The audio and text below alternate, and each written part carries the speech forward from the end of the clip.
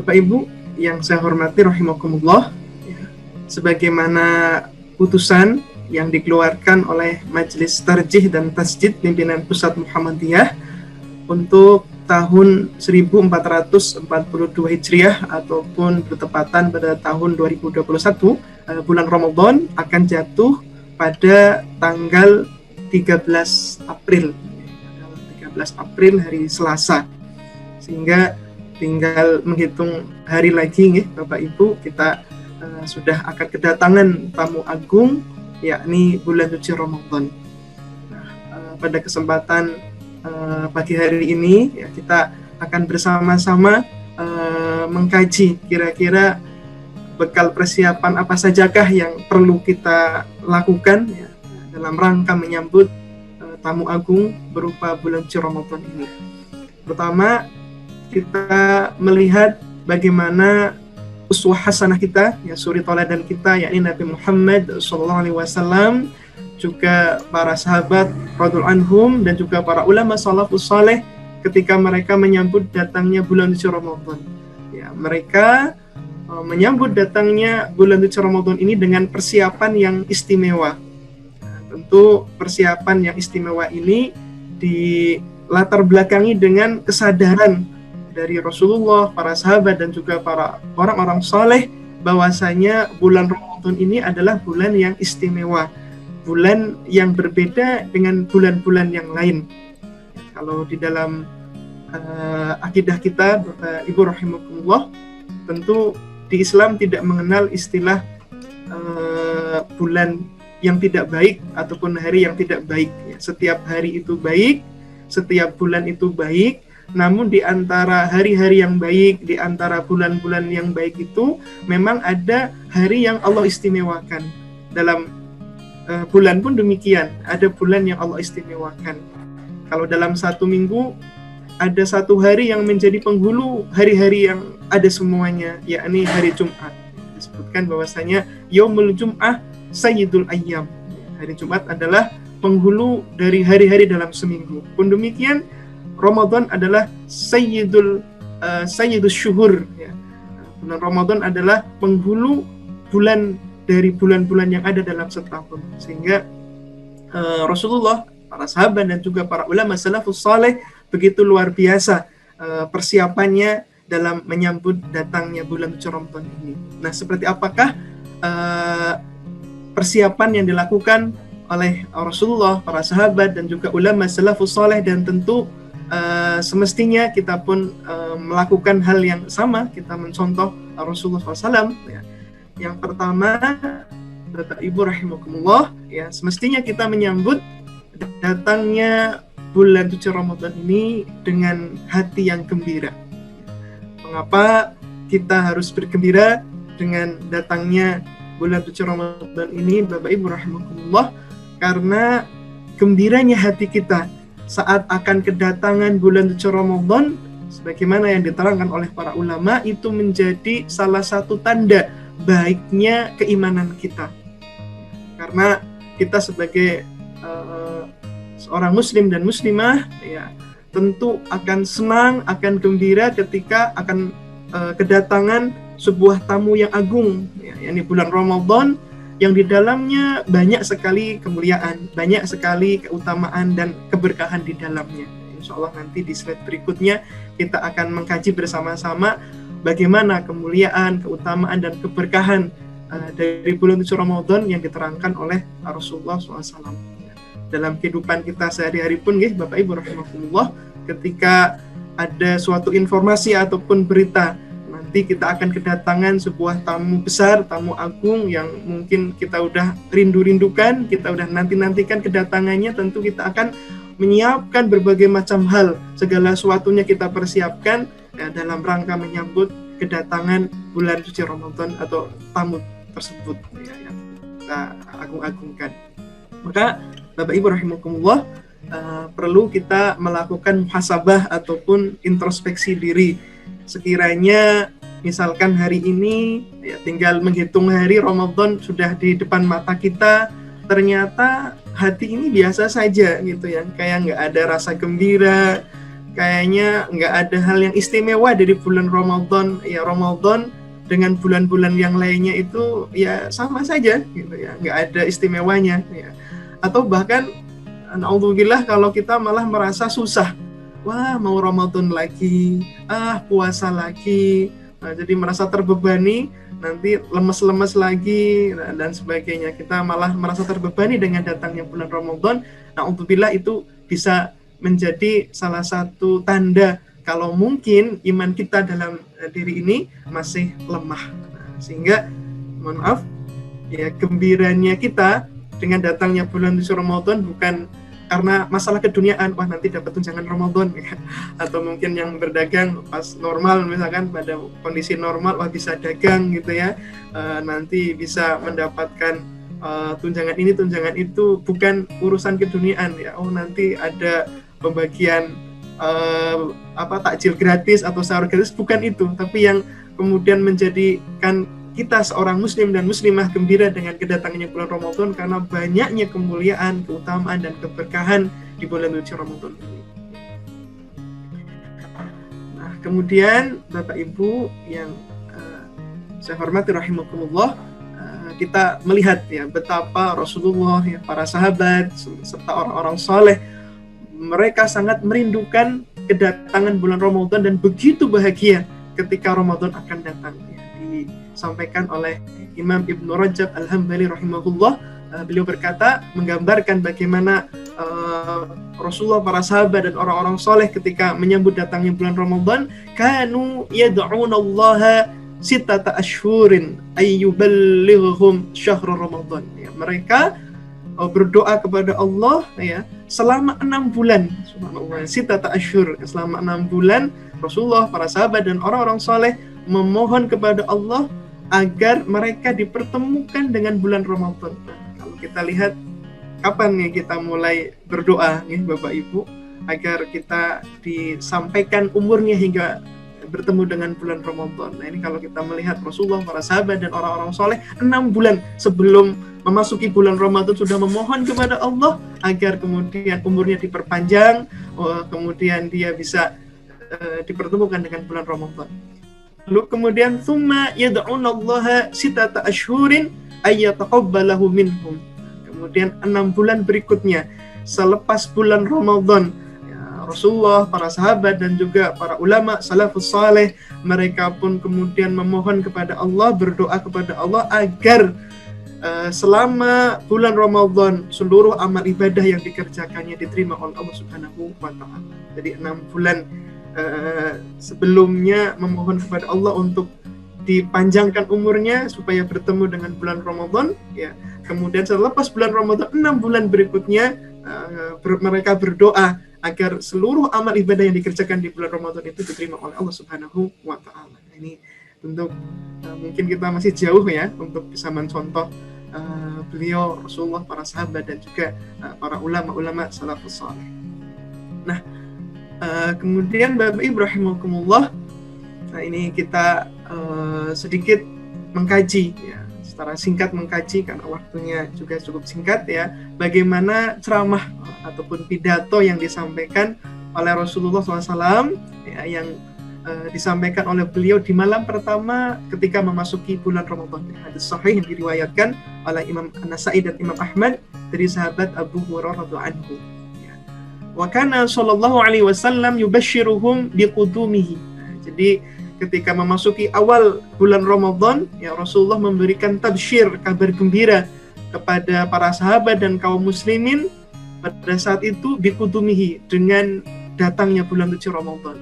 Kemudian beliau pun menyampaikan sabdanya yang berbunyi, atakum syahrul Ramadan, telah datang kepada kalian, kepada kita, syahrul Ramadan, yakni bulan suci Ramadan. Seperti apakah bulan suci Ramadan itu? Nah, beliau Rasulullah SAW menyampaikan keutamaannya. Syahrun mubarakun, bulan suci Ramadan adalah bulan yang penuh dengan keberkahan.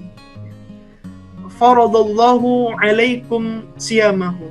Di bulan Ramadan Allah Subhanahu wa taala memfardukan atau mewajibkan kepada kita untuk mengerjakan ibadah yang utama, yakni puasa, sebagaimana yang difirmankan oleh Allah di surat Al-Baqarah ayat 183, ya ayyuhalladzina amanu kutiba alaikumusiyam kama kutiba alal ladzina min qablikum la'allakum tattaqun.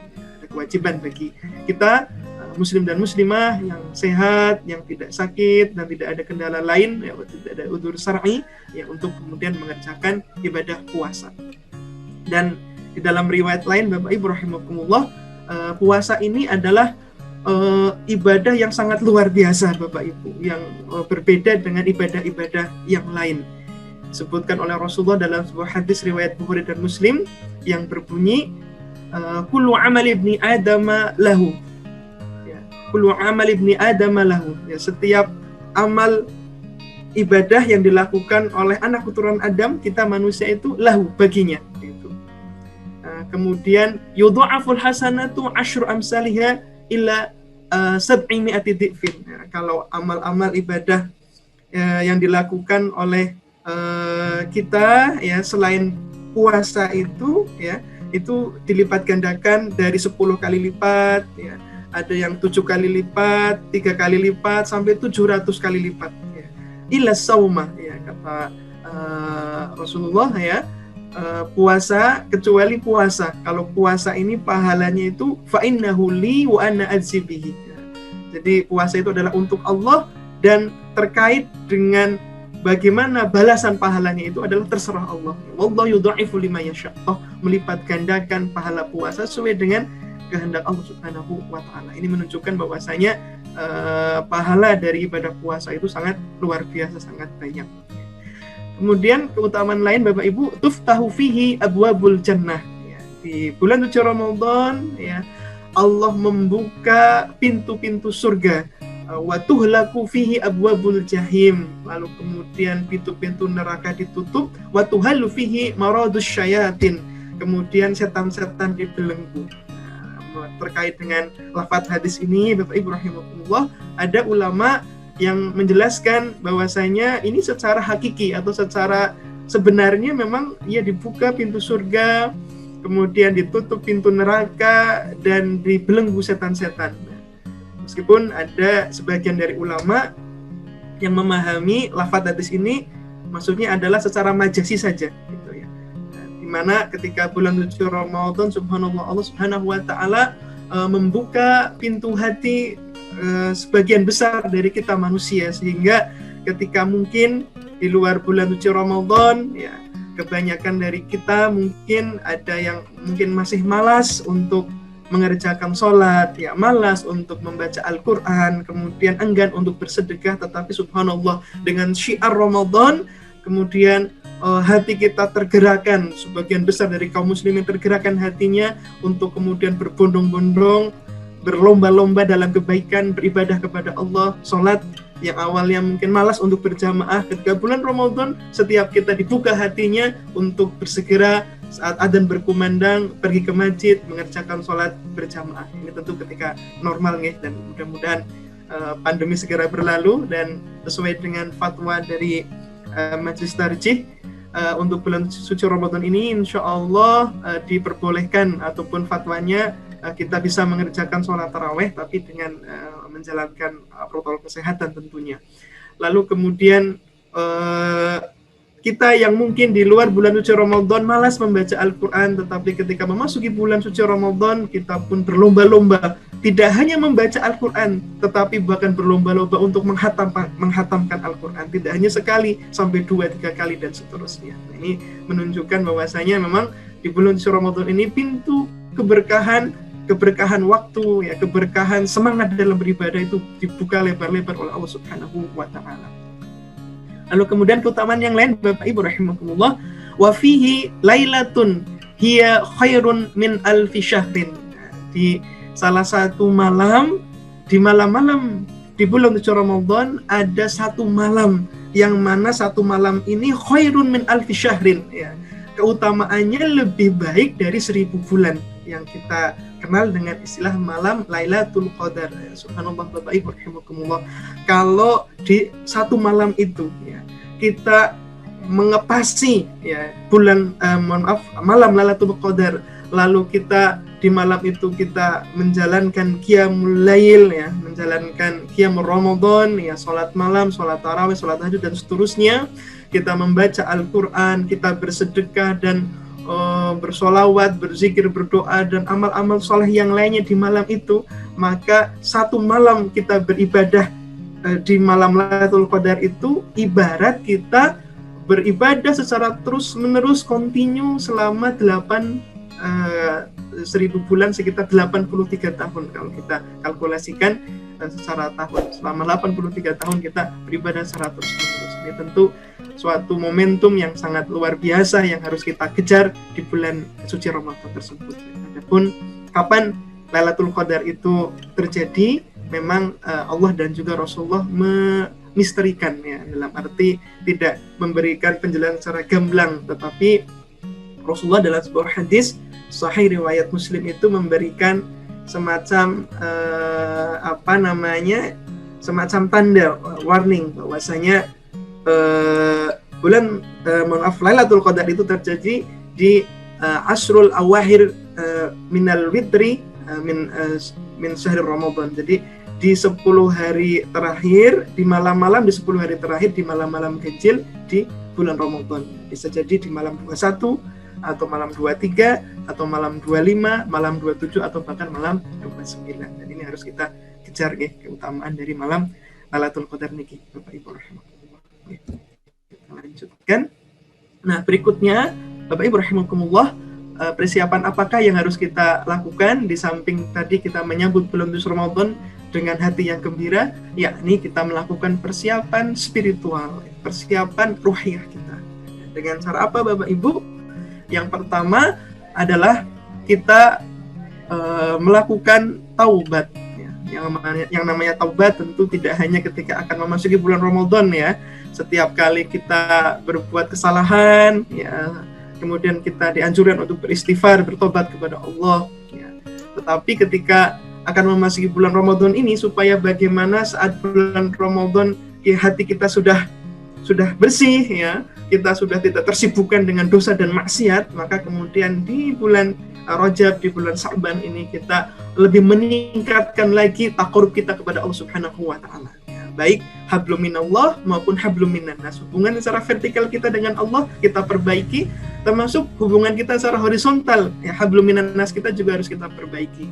Kalaulah mungkin ada di antara kita yang masih punya masalah, mungkin dengan di lingkungan keluarga, dengan pasangan, dengan anak, dengan orang tua, dengan tetangga, dengan rekan kerja, dengan siapapun, mungkin masih ada dendam, mungkin masih ada rasa yang tidak ridho atas perbuatan ataupun perkataannya ya, kita berusaha untuk mengikhlaskannya, menghalalkannya, sehingga kemudian ketika memasuki bulan Ramadan kita sudah nggak ada beban baik kepada Allah ataupun kepada sama manusia. Lalu berikutnya persiapan ruhiyah kita lakukan dengan meningkatkan amal ibadah kita. Kita melatih diri kita dengan memperbanyak ibadah-ibadah ya sebelum memasuki bulan Ramadan ya. Kita memperbanyak membaca Al-Qur'an, kita memperbanyak puasa sunnah, kita memperbanyak zikir ya, berdoa ya, lalu membiasakan yang mungkin belum terbiasa sholat berjamaah, kita membiasakan sholat berjamaah, lalu yang mungkin di sebelum-sebelumnya susah untuk bangun malam, kita berusaha untuk memaksa diri kita ya, mengontrol nafsu kita untuk bangun qiyamul lail ya, kemudian bersedekah dan amal-amal kebaikan yang lainnya. Ini merupakan bisa dikatakan sebagai pemanasan warming up Bapak Ibu rahimakumullah, agar bagaimana ketika sebelum bulan suci Ramadan kita sudah pemanasan dulu ya, seperti olahraga ada pemanasan dulu dan warming up dulu, dan bagaimana nanti ketika memasuki bulan Ramadan kita udah betul-betul siap ya untuk bertempur gitu ya, untuk mengumpulkan berbagai macam pahala yang sangat banyak yang Allah obral di bulan suci Ramadan tersebut. Nah, ini contohnya ya, bagaimana Rasulullah SAW menyiapkan diri beliau sebelum memasuki bulan suci Ramadan. Di bulan Sa'ban beliau memperbanyak puasa ya, sebagaimana hadis yang diriwayatkan oleh istri beliau Aisyah radhiyallahu anha disebutkan, walam arahu sha'iman min syahri qattun aktsaru min syiyamihi min Sya'ban kana yasumu Sya'ban kullahu ay kana yasumu Sya'ban illa qalila. kisah meriwayatkan bahwasanya beliau tidak melihat Rasulullah menyempurnakan puasanya kecuali di bulan Ramadan, dan beliau tidak melihat dalam satu bulan yang lebih banyak puasanya kecuali di bulan Sa'ban. Adapun terkait dengan puasa di bulan Sa'ban, tentu tidak ada puasa yang khusus nih pangapunten. Kalau di masyarakat berkembang pemahaman ada puasa awal Sa'ban ya, puasa awal Sa'ban, kemudian ada puasa nisfus Sa'ban ya, puasa di tengah bulan Sa'ban, lalu ada puasa akhir Sa'ban. Nggak ada, karena hadis-hadis yang menerangkan tentang keutamaan puasa awal Sa'ban, nisfus Sa'ban atau akhir Sa'ban semuanya dhaif ataupun lemah. Adapun puasa-puasa yang bisa kita lakukan di bulan di bulan Sa'ban ya, puasa-puasa sunnah sebagaimana yang dicontohkan oleh Rasulullah, seperti puasa puasa Senin Kamis ya, puasa sunnah Senin Kamis, kemudian puasa Ayyamul Bid ya, tanggal 13, 14 dan 15 di pertengahan bulan Hijriah. Lalu kemudian mungkin kalau yang mampu bisa juga dengan puasa Daud, seperti itu. Termasuk bulan Sa'ban ini ya bisa kita gunakan bagi yang mungkin di tahun sebelumnya masih punya tanggungan ya, utang puasa Ramadan sebelumnya ya, di bulan Sa'ban ini ya digunakan untuk menyaur ataupun melunasi utang-utangnya. Saya sebutkan bahwasanya bagaimana kita menjadikan bulan Rajab, bulan Sa'ban ini sebagai warming up ya, sehingga kemudian ketika memasuki bulan Ramadan kita udah terbiasa bangun malam, kita udah terbiasa untuk berpuasa, sehingga secara ruhiyah termasuk secara fisik ya, sudah tidak sakit. Nah, bulan Sa'ban ini bisa dikatakan sebagai bulan batu loncatan untuk optimalisasi ibadah kita di bulan Ramadan nanti. Lalu berikutnya Bapak Ibu yang saya hormati rahimakumullah ya, persiapan apa lagi yang perlu kita lakukan di samping persiapan ruhiyah ataupun spiritual, yakni adalah persiapan secara jasadiah ya, ataupun persiapan secara fisik ya, persiapan secara fisik ya, karena tentu ya, kalau misalkan di bulan Ramadan nanti ya, bagaimana kita bisa berpuasa dengan maksimal, beribadah, sholat tarawih, tilawah Al-Quran, kemudian sedekah dan amal-amal kebaikan yang lainnya bisa kita kerjakan secara maksimal kalau misalkan tubuh kita sakit. Maka semenjak sekarang ya, kita mulai menjaga olahraga kita, merutinkan olahraga kita, menjaga pola makan kita, berlatih untuk mengerjakan puasa sunnah ya, supaya iman dan imun kita terjaga gitu ya, sehingga nanti kita benar-benar siap dalam menjalankan berbagai macam ibadah-ibadah yang sangat banyak di bulan Ramadan dengan nikmat dan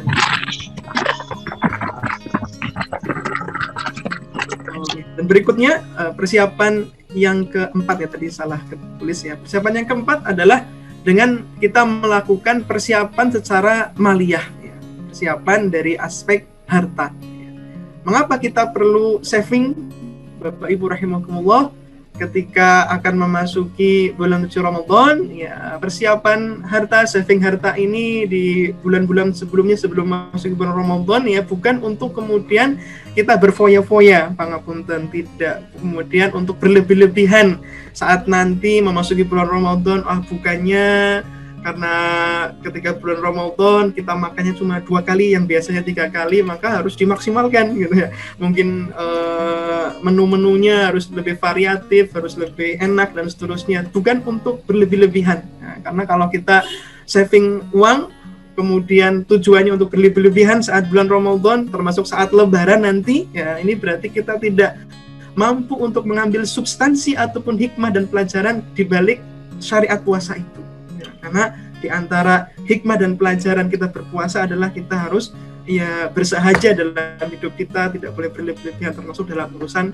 makan. Nah, namun kenapa kita dianjurkan untuk menyiapkan harta, menyiapkan uang yang lebih ya? Mungkin di 11 bulan kemarin kita sibuk untuk bekerja, kita sibuk untuk kemudian mengurusi urusan duniawi. Bagaimana ketika memasuki bulan Ramadan kita bismillah ya, kita fokuskan 1 bulan ini benar-benar konsentrasi untuk beribadah ya, kita all out ya, tidak terlalu tersibukkan memikirkan dunia, tapi all out untuk memikirkan bagaimana urusan akhirat kita dengan kita memperbanyak beribadah. Nah, salah satu ibadah yang utama juga di samping puasa dan qiyam Ramadan adalah kita dianjurkan untuk bersedekah. Nah, maka kemudian mengapa kita dianjurkan untuk menyiapkan diri dari segi mal ataupun dari segi harta. Nah, karena ketika kita banyak bersedekah di bulan suci Ramadan, maka pahala sedekah di bulan suci Ramadan ini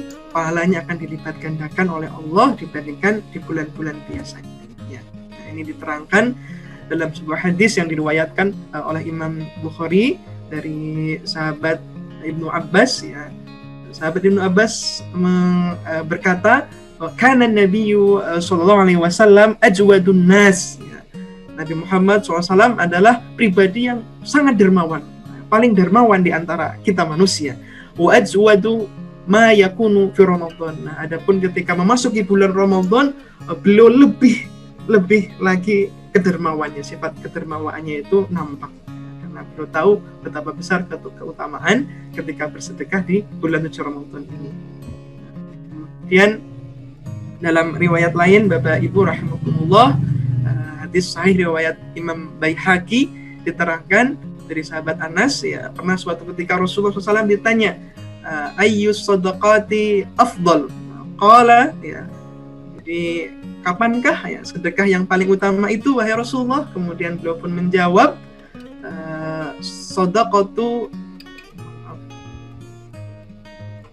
sadaqatur Ramadan, ya, beliau menjawab, yakni sedekah yang paling utama adalah sedekah pada bulan Ramadan, karena pahalanya tentu akan dilipat gandakan oleh Allah Subhanahu wa taala dibanding di bulan-bulan yang lain.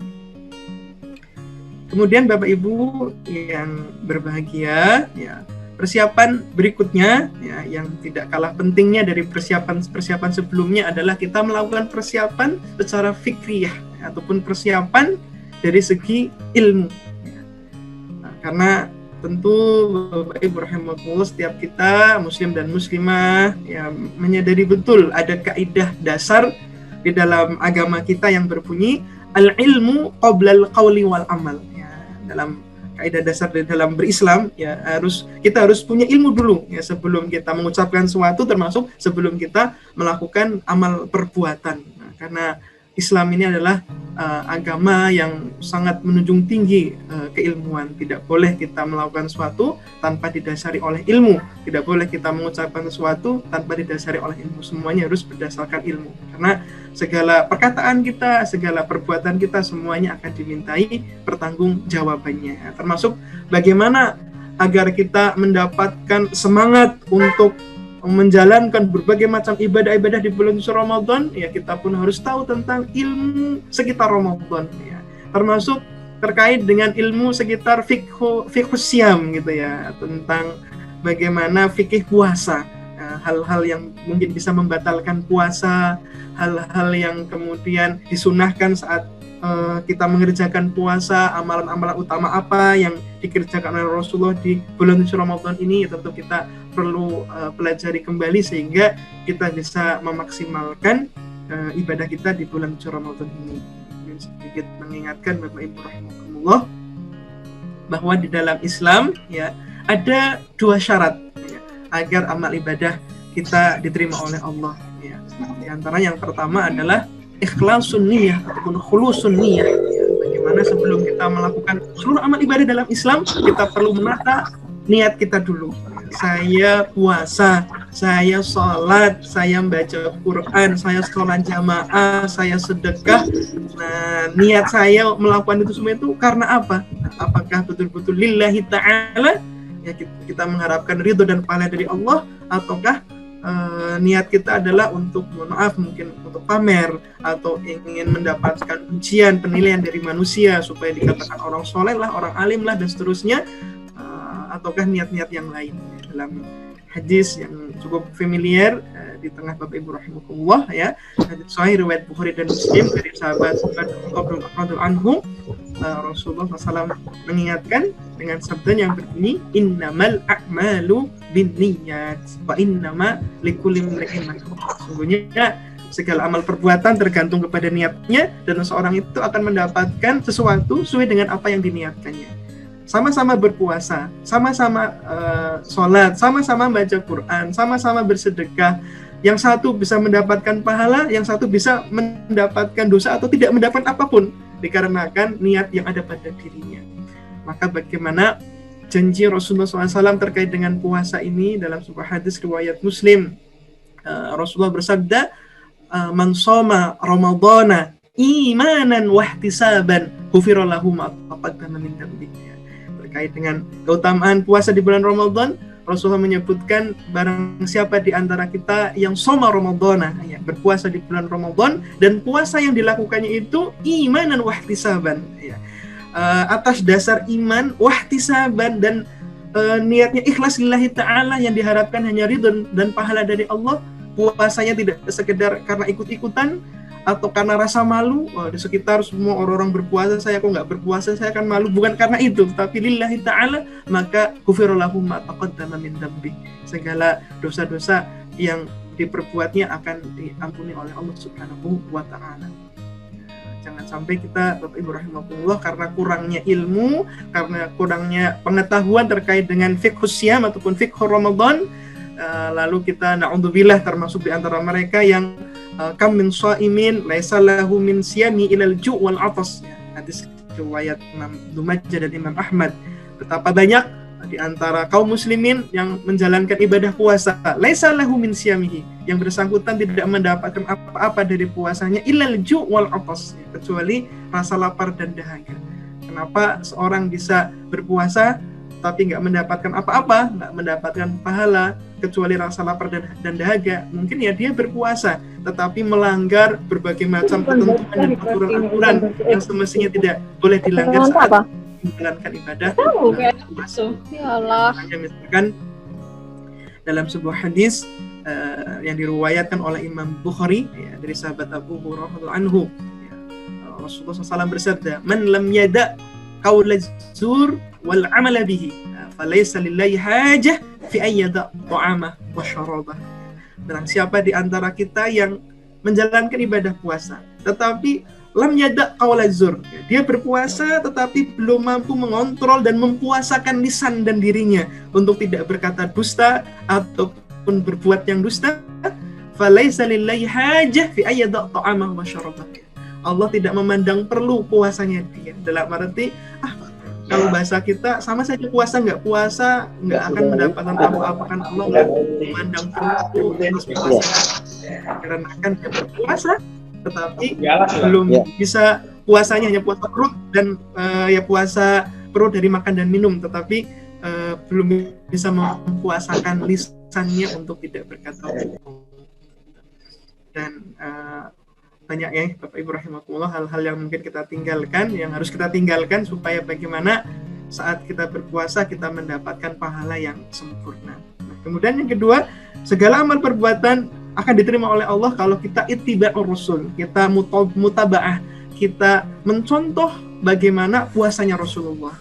Rasulullah itu di antara sunnah-sunnah saat berpuasa, ya, mengakhirkan sahur, kemudian menyegerakan berbuka. Rasulullah itu saat berpuasa banyak sekali sunnah-sunnahnya yang mungkin bisa lain waktu bisa kita kaji lebih lanjut karena waktunya tinggal 7 atau 5 menit lagi. Mungkin cukup sekian ya Bapak Ibu apa yang bisa kita kaji. Mungkin sekiranya ada pertanyaan bisa kita lanjutkan dengan tanya jawab.